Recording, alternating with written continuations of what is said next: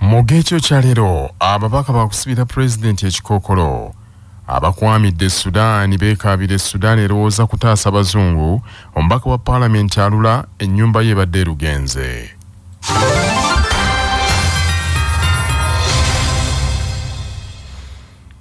Essaawa ziri 3 ez'ekiro musibye mutendo bannaffe abatuuliza amawulire gaagana okusibya SFM Radio Bujjajja nze Katabira Daniel omuzukulu wa Mbazira okugasoma.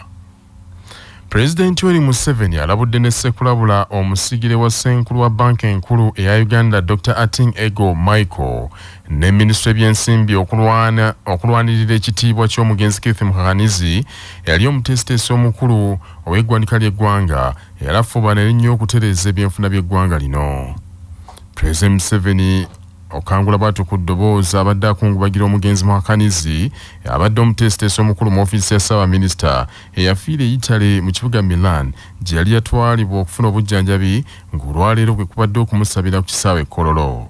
President Museveni agambye nti bano kaakano be balina obuvunaanyizibwa obw'okukola ekisoboka kyonna okubbulula ebyenfuna bya Uganda kubanga Mukakanizi ne Gavana Tumusiime Mutebire baamala dde okubasimira omusingi. A big loss. I was really surprised. I enjoy my tug of war with these technocrats, including the one called Kabwa, who is still in the ministry, because our ideas are not always the same. But they challenge me. They challenge me to think how to answer them and how to use their positive contribution, but also challenge their limitations. So it's therefore a big loss that they have gone. Kasami died. Now Mukakanizi, it's a very big loss. These are really not just employees, but partners of the NRM in the recovery of the economy.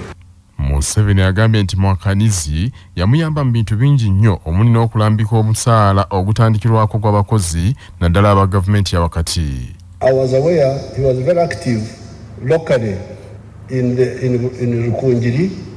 They had a circle called Uyanja something, very big circle, very, very active. And I was hearing that in Lyantonde, he also had he was doing something. He was telling me about the new factories which are coming up there, the milk factories. A high middle income level economy of about $500 billion. So therefore, this is the time to build on what we did with this technocrat group. Akubiriza abaana ne nnamwandu okusigala nga beesimbu nga kitaabwe bw'abadde n'asuubiza okweyambako ekyetaagisa. Ssaabaminisita wa Uganda Robinah Nabbanja Musafiri akungubagidde omugenzi n'ategeeza nti yafeesi ye akumusubwa nnyo kuba abadde mukozi w'amaanyi ng'ayagala nnyo amazima awatali kwekwekerera muntu yenna. Keith Mukakanizi as a very hard-working, intelligent, sincere and result-oriented civil servant. Keith would call a spade, not a big spoon. The office of the Prime Minister has greatly benefited from his attributes. We promise to sustain his legacy. Your Excellency, I will submit to you a report with the proposals which have been made by several Ugandans, including Mr. James Kahoza, the former PSST. Mungeri emu Minisita by'ensimbi Matiya Kasaija yakolako n'omugenzi okumala ebbanga agambye nti yakola ebintu bingi okulaba nti Uganda ekulaakulana okutuukawo eri kati. Mr. Mukakanizi spearheaded a number of reforms which have helped the government to foster economic growth, attract investments, reduce poverty, improve budget transparency, and restore fiscal discipline. Mr. Mukakanizi promoted a reduction of risk of debt distress by advocating increase in government revenue collection, cutting government spending, and promoting growth, enhancing spending. Your Excellency and fellow monarchs, the late Mukakanizi has been eulogized by many to have been a happy person, and that one I can testify, friendly, grounded. Lwabateesiteesi abakulu mu bitongole by'enjawulo bya gavumenti bakulembeddwa mu Ruth Nachobe omuteesiteesi omukulu minisitule y'abakozi ba gavumenti bategeezezza nti Mwakanizi ye muntu abadde anywerera ku kigambo kye era nti bajja abasadde nnyo. Bamuleka ne wannamwandu basiimye bonna abababeereddewo mu mbeera yonna naddala mu kujjanjaba kitaabwe. Omugenzi Mwakanizi yazaalibwa ennaku z'omwezi 24 Novemba 1957 mu disitulikiti y'Elugenze alese abaana basatu. Ebyo nga bikyali bityo ebyokwenda binywezeddwa ggulugulu maka ga Mwakanizi ku kyalo Lwamayingo ekisangibwa mu disitulikiti y'Eryantonde gy'agenda okuziikibwa olunaku olw'enkya. Omusasi waffe Kanwaji Bazwane katwagafeeyo. Abakungubazi okuva mu bitundu by'eggwanga ebyenjawulo batandise okutuuka mu maka g'abadde omuteesiteesi omukulu mu ofiisi ya Ssaabaminisita Case Mwakanizi eyafa ng'ennaku z'omwezi 13 omwezi guno mu ggwanga lya Italy ng'ono agenda kuziikibwa olunaku olw'enkya mu maka ge agasinganirwa ku kyalo lw'Amayongo mu ggombolola ya Lyantonde Lulo. Abamu ku batuuze aboogeddeko ne CBS naddala baliraanwa be bano batendereza emirimu egikoleddwa Case Mwakanizi mu kitundu kyabwe omuli okubaleetera ebintu ebyenkulaakulana nga kw'otadde n'ebyo bwe baggyemu ensimbi ntoko. Ssentebe wa disitulikiti y'Eryantonde Fred Muhangi ono ayogedde ku nteekateeka egenda okugobererwa okuziika abadde omuteesiteesi omukulu mu ofiisi ya Ssaabaminisita Case Mwakanizi bw'ategeezezza nti akawungezi k'olwaleero omubiri gw'omugenzi gusuubirwa okuba nga gutuusibwa mu maka ge awabeerewo okumusabira n'okumutendereza emirimu gy'akoledde eggwanga. Abatuuse tujja kubako ne saaviisi ntonotono akawungezi kano tusolewo ku lumbe enkya emikolo gyonna ajja kutandika ssaawa 4 egy'okuziika. Suubira nti kyaki saaviisi ejja kuba ng'etandika ssaawa 6 naye emikolo gyonna ajja kutandika ssaawa 4 ez'okumakya. Tuziike ssaawa 9. Suubira abagenyi abakulu okuva e Kampala, suubira oweekitiibwa pulezidenti wabanga tazi. Ng'olunaku olw'enkya Case Mwakanizi ng'enteekateeka ez'okumuziika za kutandika n'essaawa 4 ez'okumakya ng'abakungubazi bangi bali mu kitundu kino bali mu kunyolwa okw'amaanyi. Case Mwakanizi waafiiridde y'abadde omuteesiteesi omukulu mu ofiisi ya Ssaabaminisita wabula mu kusooka yali omuwandiisi omukulu mu minisitule y'ebyensimbi awamu n'ekittavu ky'eggwanga. Ku lwa CBS nze Kanwaji Bazwane Eryantonde mu maka ga Case Mwakanizi lw'Amayongo. Ababaka ba Parliament beeweze okuddamu okuluma n'ogwengulu okuyisa etteeka eriweera omukwano ogw'ebikokojjo omukulembeze w'eggwanga ne bw'anaaba aliddiza Parliament. Mu nsisinkano n'akabondo k'ababaka ba NRM n'omukulembeze w'eggwanga Yoweri Museveni kyategeerekese nti Pulezidenti Museveni waakuzayo etteeka lino mu Parliament ddemu lyetegerezebwe olwo nno wabeewo obuwaayiro obumu obuggyibwamu.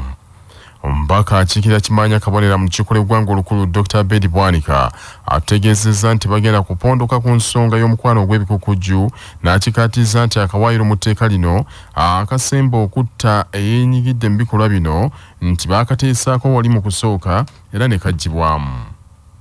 Era mu Paalamenti abo bwe mwagala tujawulemu tujja kujawulamu.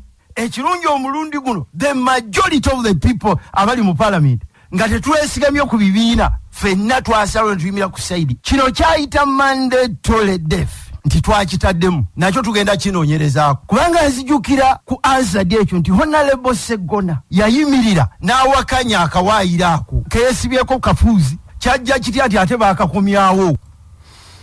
Omubaka akiikirira Busiro East mu Parliament Mena Lubega Sseggona akali amaggwa awakanyiza ekyomukulembeze w'eggwanga okusinkana ababaka ku nsonga z'ebbaga eryo. Era tulirinze mu kakiiko k'amateeka naye kati nga terinaba kudda sirowooza nti kituufu kiri in order okutandika okutusisinkana kubanga tetulina formal decision ye erikomyawo era nze sijja kusobola kubeerayo mu meeting y'omukulu kubanga siina business naye ekimpa business naye ng'amaze okukomyawo ebbago nange mbawagira okwagala ensimbi naye bazikole n'olwekyo ensimbi batuufu zaagala naffe tuzaagala bazikole bakuume ezaffe wano ze twekuŋŋaanyaamu balekeraawo okuzibba bagobewo obukenuzi bajja kusanga nga ensimbi tuzifuna mu bujjuvu bwazo n'ekirala tunyweze emisipi kendeeze ku mbuto ennene. Sseggona era agambye nti bajja kulonzalonza Pulezidenti Museveni baakumuddiza ebbaga eryo nga bwana baali bawadde.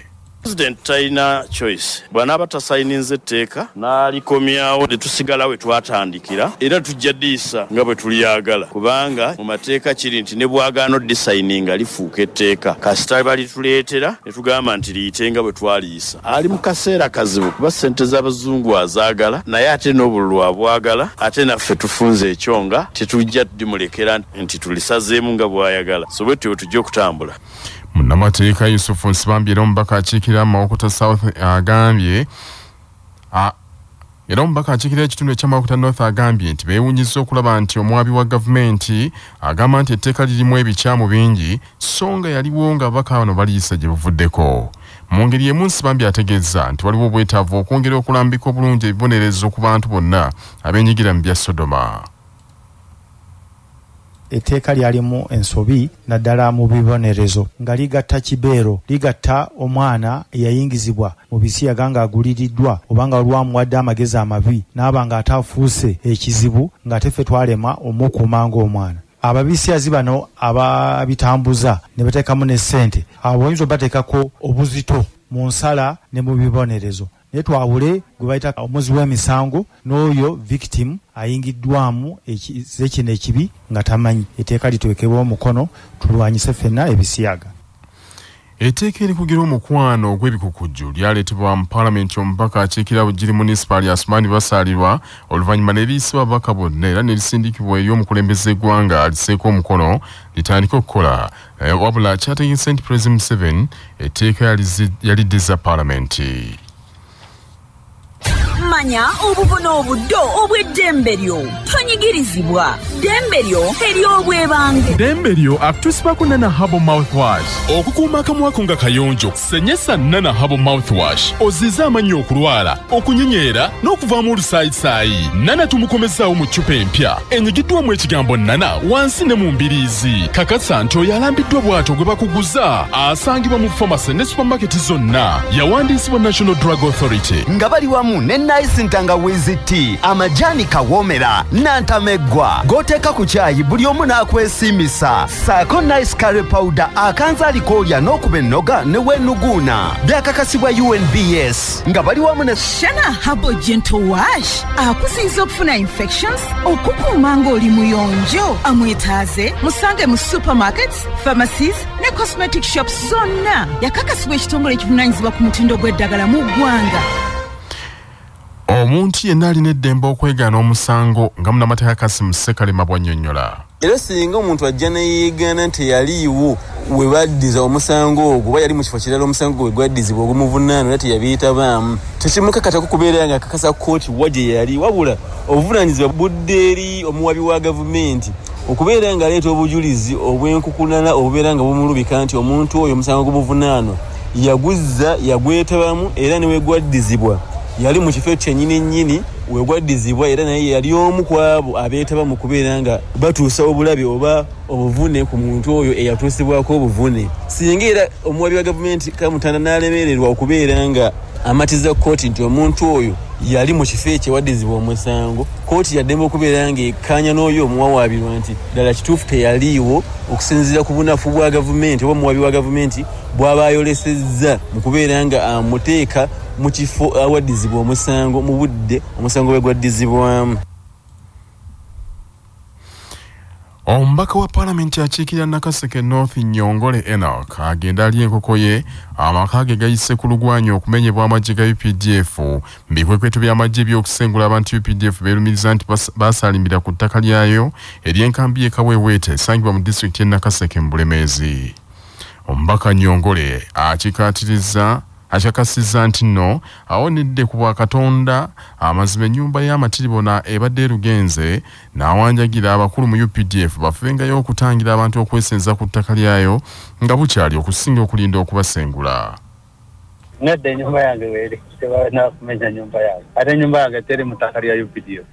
Sitereezezza oluwenda nga muliraano nze nsima tusenze sibeeramu operation ya UPDF ebeere kimu kati tusabe nti ettaka eryo olw'okuba ettaka libaddeko abalunzi ekifo ky'okubeera nti bajja ne bagoba abantu ne wayitawo omwaka ne bagoba abantu kireetamu embeera etali nnungi bagaana abantu okuyingira oba abantu babasenze bamanye nti balina abantu baabwe tekibooleka bulungi bulunaku okulwana ne forces naye okubaleka ne basenga anya bamala obudde ne babagoba.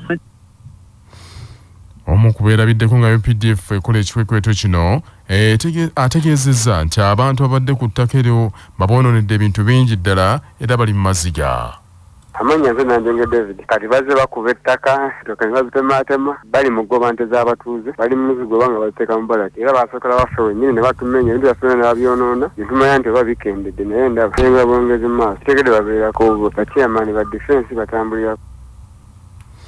Wabula omwogezi w'amagye ga UPDF Brigadier Felix Kulaije ategeeza Kyabasa nti amagye gabadde gaalabula dda abantu okwamuka ettaka eryo nga beeremye okutuuka omukulembeze eggwanga lwe yalagira nti bano basengulwe.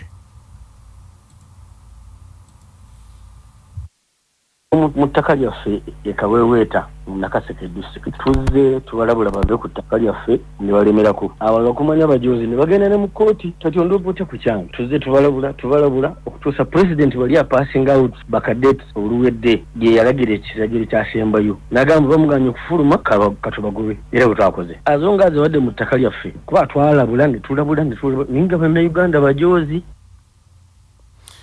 Minisitule y'ebyobulamu etandise okusomesa abantu ku tteeka eppya ery'ebyobulamu eriyitibwa Public Health Act ery'omwaka 2023 nga nno lirimu obuwaayiro obukakali eri abantu abulijjo abakulira amalwaliro n'abasawo abali mu malwaliro ag'obwannannyini. Etteeka lino likugira abazadde okuwandiisa abaana baabwe mu masomero ga nnassale singa omwana yaba tagemeddwa endwadde 13 kattira ezigemebwa buli mwana. Etteeka lino mu nnyingo eya 45 liragira nti singa essomero liwandiisa omwana omuto ng'omuzadde tasoose kumugema era nga talina kipalati essomero livunaanibwa. Etteeka liragira minisita ebyobulamu okubagawo amateeka amalambulukufu ku byobulamu singa endwadde zibalukawo. Etteeka era liragira gavumenti okuddamu obuto okuteekawo amateeka aganaalungamya amaka agakuuma emirambo kiyite funeral homes okulungamya enzirukanya y'emirimu mu bifo ebyo naddala nga wabaluseewo endwadde enkambwe nga bwe kyali ku kirwadde ekya COVID-19 Ebola n'endala. Etteeka lino liwa obuvunaanyizibwa obw'enkomeredde bakulira ebyobulamu mu disitulikiti okulondoola ebyobulamu byonna kyokka nga etteeka lirimu akawaayiro akakugira omuntu okukakibwa okugemebwa.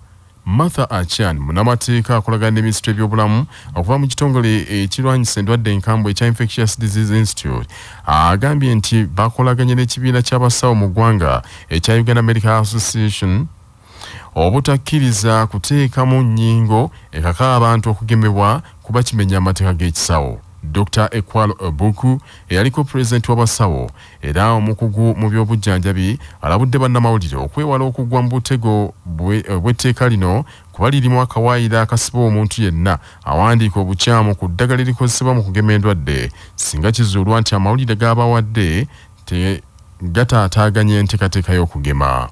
Dr. Daniel Chabayinze, Director akulira eby'obujjanjabi by'olukale mu minisitule y'ebyobulamu agambye nti etteeka lino libadde lyetaagisa era likoleweko n'ennongosereza kubanga eribaddewo kadde nnyo lyakolebwa mu myaka gy'abafuzi b'amatwale.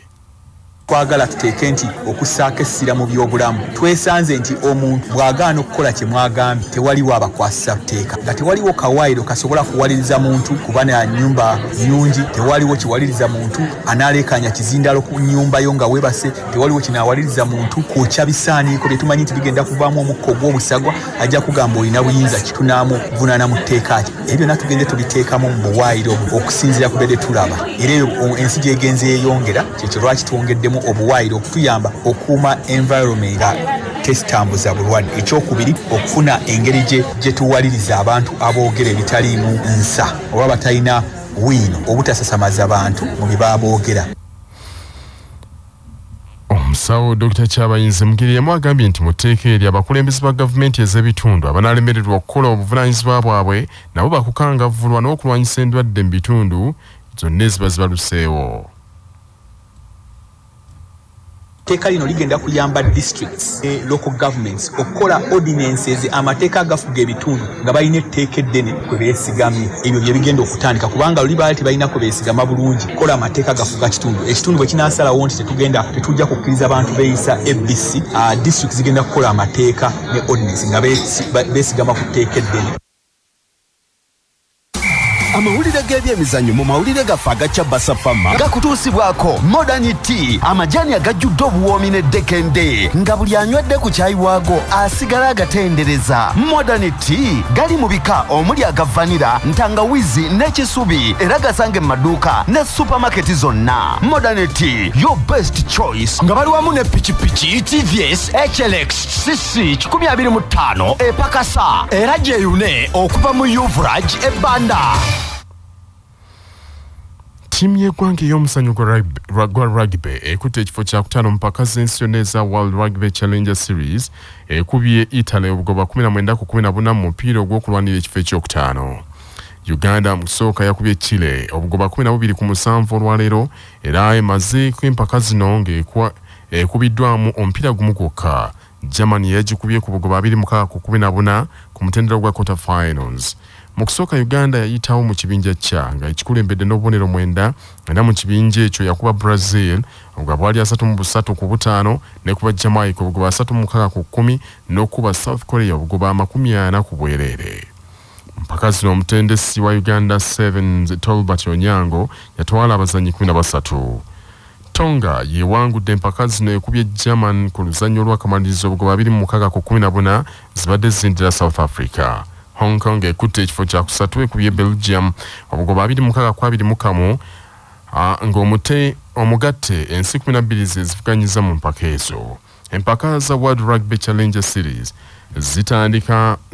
zatandika mu 2020 era Uganda yakwata ekifo kya 7 mu mpaka ezo ezaali Chile ne Uruguay. Mu 2021 tezaaliwo olwa COVID-19 ate omwaka oguwedde Uganda yakwata ekifo kya 6 mu mpaka ezaali mu kibuga Santiago ekya Chile. Ate mpaka z'omupiira eza Premier League ebungereza egisambidde olwaleero Leicester City ekubye Wolverhampton Wanderers goolo zibadde 2-1. Brentford bagudde maliri Aston Villa 1-1. Liverpool elumye n'ogwengulu okuwangula Nottingham Forest guwangudde 3-2 ate Crystal Palace bagudde maliri tewali alengedde katimba ka munene Everton. Mu kikopo kya FA Cup, Manchester City ekyekoze eyiseewo ku luzanyo lw'akamalirizo lw'ekikopo ekyo ekubye Sheffield United goolo zibadde 3 ku bwereere. Nga tugenda mu gebweru sooka ojjukire bino nga bikutuusibwako Eram Uganda Limited, abakugu mu kutukolera eddagala lyonna lye tweyambisa mu bulunzi bwaffe, ate balina n'abakugu abeebuuzibwako ne batuwa amagezi ge tweyambisa mu bulunzi ku bwereere wonna woogeetaagidde, saako n'ebyuma ebyeyambisibwa mu bulunzi bwaffe bwonna. Olwaleero ennaku z'omwezi 22 omwezi ogwokuna omuganda aguyita Kafuumula Mpawu omwaka 2023. Bwe lwaliwo erutimu 2015 yali minisita w'ensonga z'omunda mu biseera eby'omugenzi alonda Nyakairima yasinziira ku ttendekero ly'amagye ery'Ekaweeweeta mu disitulikiti y'e Nakaseke n'alabula ne ssekulawula aba poliisi obuteetantala kukuba masasi ku nnyama eri abantu ba bulijjo ababeera beekalakaasa. Omugenzi Nyakairima yali ku mukolo ogw'okufulumya ba DPC ne ba RPC abaali bamaze emyezi 3 nga batendekebwa mu bukodyo obw'ekijaasi wakati mu kweteekerateekera okulonda kwa bonna okwali ku lubindabinda mu 2016. Nyakairima yabategeeza nti tewali nsonga yonna mu poliisi gy'ayinza okwekwasa emuwaliriza okufulumya essasi nga lyolekeza omuntu wa bulijjo atalina mmundu. Yabategeeza nti omuntu wa bulijjo ne bwabeera n'ekissi katugeze ejjinja nga si mmundu, omupoliisi talina kumukuba masasi ku nnyama, n'abajjukiza nti ab'amagye be bakkirizibwa okuba ku nnyama ate nga bakuba mulabe, naye omupoliisi kimukakatako okugumira embeera obukozesa obukodyo bwonna okwetaasaako oyo abeera ayagala okumutuusaako obulabe. Olituukidde leero nga General Nyakairima yava dda mu bulamu bw'ensi yafa kikutuuko ng'ali ku nnyonyi. amawulire okuva ebweru w'eggwanga gakutuusibwako Imara Hotel ekyengera mugongo ng'okyamidde ku lw'e Masaka we mufunira empeereza ez'omulembe zonna ez'ebya woteeri n'akamwenyumwenyu. Essimu 0750988011 ng'era bali wamu n'Asante Tangawizi Tea, amajaani agakuyamba okukekkereza kubanga gatabuddwa wamu ne tea masala. Tolabanga okuba ebinyonyi bibiri n'ejjinja limu, gasange mu dduuka erikuliraanye. Kirangiriddwa nti abagwira bonna olutalo beruzingiza Esudani bagenda kutandika okusengulwa akadde konna nga babatika ku nnyonyi wabula amagye agali mu buyinza gasinze kusoosowaza Abamerika, Abangereza, Abafalansa n'Abachina. Olutalo lw'Esudani oluyinda wakati w'amagye agalwanira obuyinza luyingidde wiiki ey'okubiri ng'emmundu eseka. Omuduumizi w'oku ntikko era akola ng'omukulembeze gw'eggwanga eryo Gen. Abdel Fattah al-Burhan bw'obeefuka n'abadde omumyuka we eyamwefuulidde era aduumira ekibinja ky'ejjezibizi Gen. Muhammad Hamdan Dagalo. Abdel Fattah Hamdani agambye nti bagenda kuteekawo ennyonyi z'amagye zisomba abagwira bave mu kattiro kano nga kw'otadde n'abakungu ku bitebe by'amawanga ag'enjawulo awo nno luddemu olwogome nga basaalumanya tebaliiwo. Amawanga agawerako gakyawanjaga olw'abannansi baago abakyabulidde mu lutalo olwo era amagezi gabeesibye ku ngeri y'okutaasaamu abantu abo wakati mu mizinga egiboggola. Ebikumi n'ebikumi by'abantu battiddwa mu kukekeza ennyago kuno okubumbujjira mu kibuga ekikulu Khartoum n'emuliraano. Olutalo lw'e Sudan lulabise okufuukira ddala namulanda olw'engeri enjuyi zombiri gye zaamenyeemu n'endagaano bwe babadde bakaanyiza okusiriikirizaamu kulwanagana abakkiriza bamale okuyita mu nnaku enkulu eza Eid al-Fitr wabula n'embooga etyabugumya emmundu n'eddamu nate okuseka. Ekitongole ekitaba abasawo abadduukirize ekya Doctors Without Borders kitegeezezza nti abantu abasoma mu 400 bakafiira mu lutalo luno kyokka n'abalala 10,000 bapookya n'ebisago. Wabula kyegayiridde enjuyi zombi zisse wansi emigemerawala kubanga bwe bituuse embeera mbi nnyo nti abeetaaga obujjanjabi bangi nnyo naye tebannaba na kubufuna. Bannaffe ag'essaawa zino kangamalirize mu bufunze. President Yoweri Museveni alabudde ne ssekolabula omusigire wa ssenkulu wa banki enkulu Dr. Ating Ego n'omutesitesi omukulu minisitule by'ensimbi okulwanirira ekitiibwa ky'omugenzi Kife Mukanizi eyaliko omutesitesi omukulu mu ggwanika ly'eggwanga gwagambye nti yalafubwala nnyo okutereeza ebyenfuna bya Uganda. Abaka mu lukiiko lw'eggwanga olukulu beeweze okuddamu okuluma n'ogwengulu okuyisa etteeka eriwera omukwano ogw'ebikukujju omukulembeze eggwanga lye yeddiza paalamenti. Omubaka wa paalamenti akiikira Nakaseke North Nyongole Enoch agenda ali enkoko y'amaka ge gayise ku lugwanyi okumenyebwa amagye ga UPDF mbikwekweto amagye begakoze okusengula abantu begalumiriza nti baasalimbira ku ttaka ly'enkambi ey'Ekaweweeta. Ate minisitule y'ebyobulamu etandise okusomesa abantu ku tteeka eppya ery'ebyobulamu nga lino nno lirimu ennyingo enkakali ennyo eri abantu ba bulijjo abakulira amalwaliro n'abasawo abali mu malwaliro ag'obwannannyini. Kirangiriddwa nti abagwira bonna abazingiziddwa olutalo e Sudaani bagenda kutandika okubasengula nga batika ku nnyonyi wabula amagye agali mu buyinza gasinze kusoosowaza Abamerika, Abangereza, Abafalansa n'Abachina. Ge mawulire ekiro kya leero aggundegunde omuteregga.